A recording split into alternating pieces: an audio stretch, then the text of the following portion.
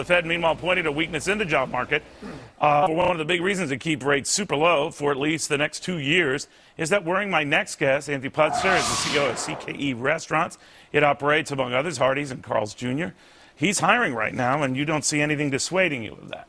No, I think this actually, holding the interest rate steady actually adds a little bit of certainty to the market, to the business community. You know, we've got uncertainty on taxes. The president keeps talking about raising them.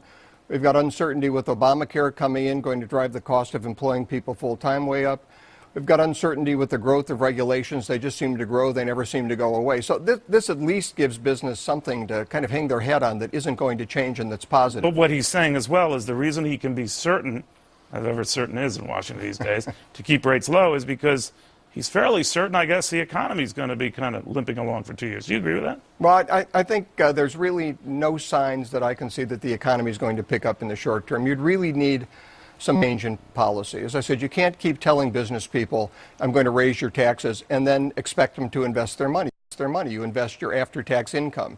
You can't tell them that ObamaCare is coming in, the cost of employing people is going to go up, but we want you to employ people. You need to do things that incentivize business to grow and to hire. And but what happened? Really very the simple. Last couple of weeks, I sensed that something changed beyond the debt debate, beyond the downgrade, that there was, not that the floor was giving way, but it was getting soft, and that all of a sudden consumers who had been busily spending didn't entirely close their wallets, but picked out the lower marked bills.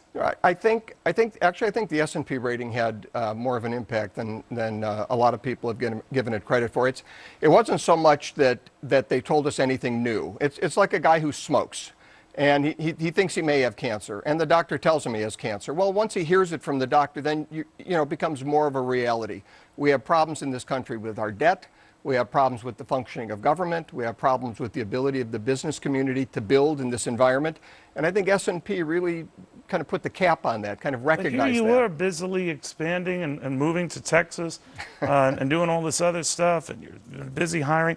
Any of this give you pause? A lot of it gives me pause, and this is why I'm, agree to come on shows like yours to say to the government, look, stop. The American entrepreneurs, American businessmen and women are being held back.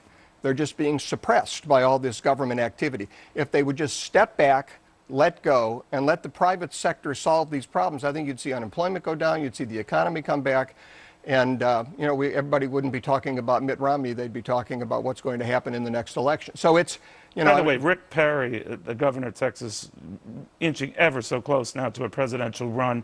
Did his political fortunes, one way or the other, influence you in making a move to Texas? Well, actually, the governor called me about 18 months ago to thank me for building restaurants in Texas. No governor has ever done that before. I think Rick Perry is a wonderful guy. I think the difficulty is he's getting into this kind of late.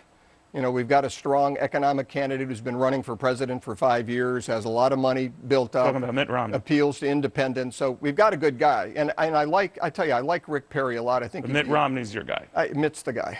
Okay, interesting. All right, Andrew Puzder, thank you very, very much. Thank you. Good seeing you again. Appreciate it.